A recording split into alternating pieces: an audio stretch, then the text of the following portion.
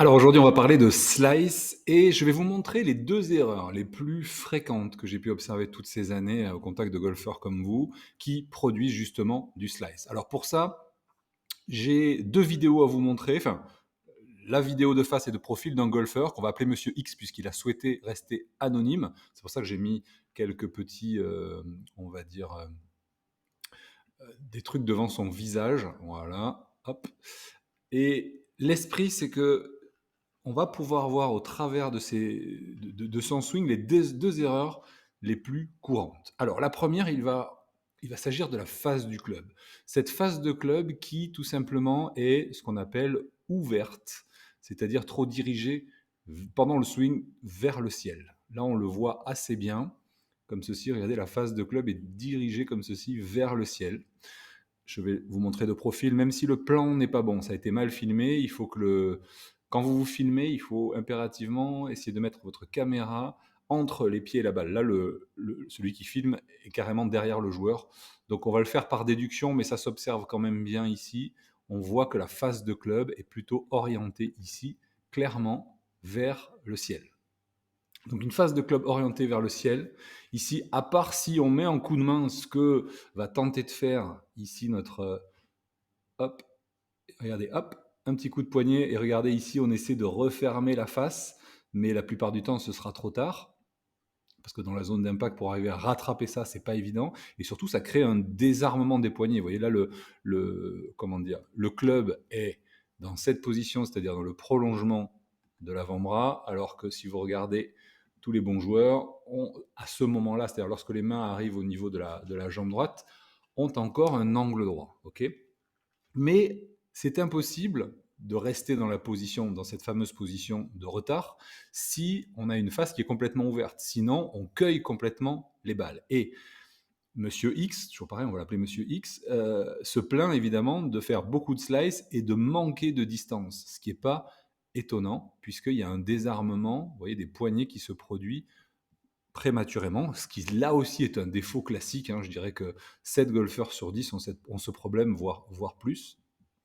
Et à partir de là, et c'est pour ça que j'ai commencé par vous montrer la face du club, puisque ça n'a, comment dire, on commence toujours par essayer de comprendre ce qui se passe au moment de l'impact, pour ensuite observer dans le swing ce qui se produit et en déduire dans les fondamentaux ce qui ne va pas. Et là, ce qui ne va pas, dans le cas de Monsieur X, clairement, vu que sa face est ouverte, c'est son grip. Si vous regardez, le poignet gauche ici est trop plat. Ce qui va gérer votre phase de club, c'est pas la main droite, c'est la position de la main gauche. Donc là, clairement, le dos de la main gauche est trop plat. Si, si la face revenait square, s'il n'y avait pas de problème de slice, ça ne serait pas un sujet. Si vous regardez Bryson de Chambaud, il a la main gauche exactement comme Monsieur X. Si vous regardez, qui est-ce qu'il y a encore Jordan Spieth, il a exactement la main gauche comme Monsieur X. Sauf que ces deux joueurs-là ramènent leur tête de club square avec, en plus, en conservant leur armement de poignet pour donner la gifle au bon moment. Ce n'est pas le cas de Monsieur X. Donc, que faut-il faire? Eh bien, si vous avez tendance à avoir une face, vous aussi, ouverte, eh bien, il faut tourner votre main gauche vers l'intérieur. Dit autrement, il faut que la paume de votre main gauche, si vous êtes comme Monsieur X droitier, il faut que la paume soit tournée plus vers le sol. Ça veut dire, donc Monsieur X, qui va écouter cette vidéo, vous allez chercher à tourner votre main d'au moins, je dis bien d'au moins, on va dire 3 centimètres. Il faut que le V de la main gauche, qui, on le devine ici, doit se situer vers l'oreille gauche, il va falloir essayer de l'amener, on va dire, entre l'épaule droite et l'oreille droite. Vous voyez, à peu près ici. Ça veut dire qu'il va falloir passer de cette position-là actuellement, épaule gauche, à intérieur de l'épaule droite. Je parle, on est bien d'accord, de la main gauche. Donc ça, c'est la première correction à effectuer. Ça va automatiquement ramener cette phase de club qui, pour le moment, est dirigée, vous voyez, comme ceci, vers le ciel. Eh bien, le fait de tourner la main gauche va permettre à la face de se retrouver dans cette position-là, c'est-à-dire une position plus vers le sol. Je vais mettre la flèche pour bien visualiser la différence. Et donc, l'idée, c'est d'avoir une face qui est plus tournée vers le sol qu'actuellement vers le ciel. Et vous voyez que cette différence ici entre la face plutôt vers le sol et vers le ciel, elle va être tout simplement donnée par la même différence qu'il y a actuellement entre le grip actuel et le nouveau grip. Ça fera, eh bien, on va retrouver la même angulation ici et là. Voilà.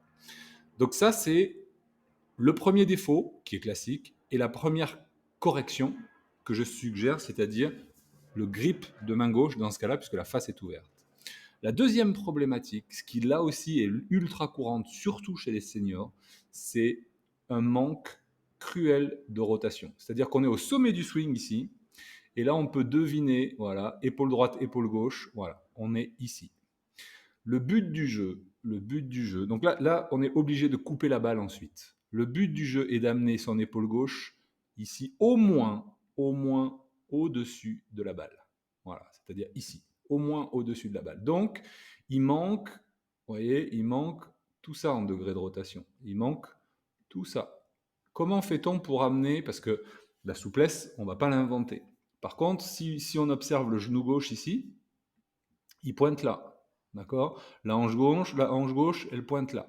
Eh bien, si déjà on laisse venir le genou gauche vers le genou droit, la hanche gauche vers la hanche droite, eh bien ici, ça va tourner un petit peu plus et l'épaule va passer de là à là, automatiquement.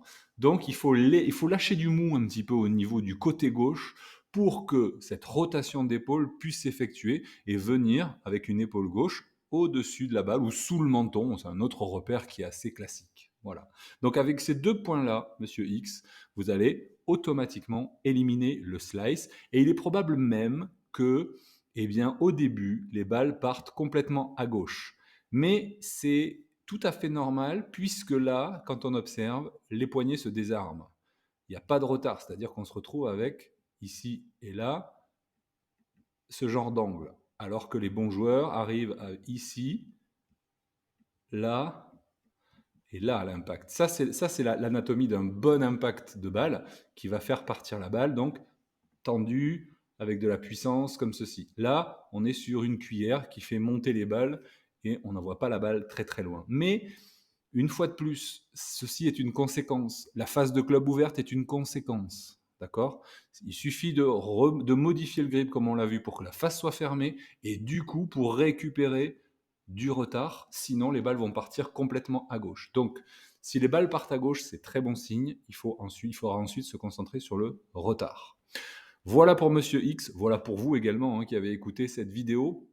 J'espère qu'elle va vous éveiller et vous être utile si vous avez cette problématique du slice.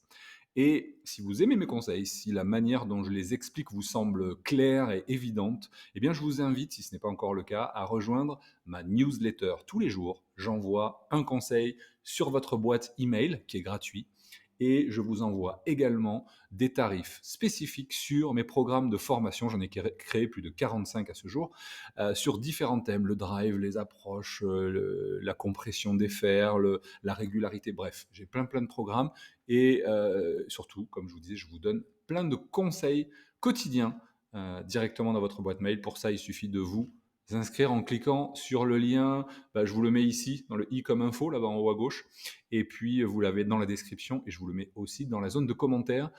À très bientôt sur moncoachdegolf.com et peut-être à demain dans la newsletter. Bye bye.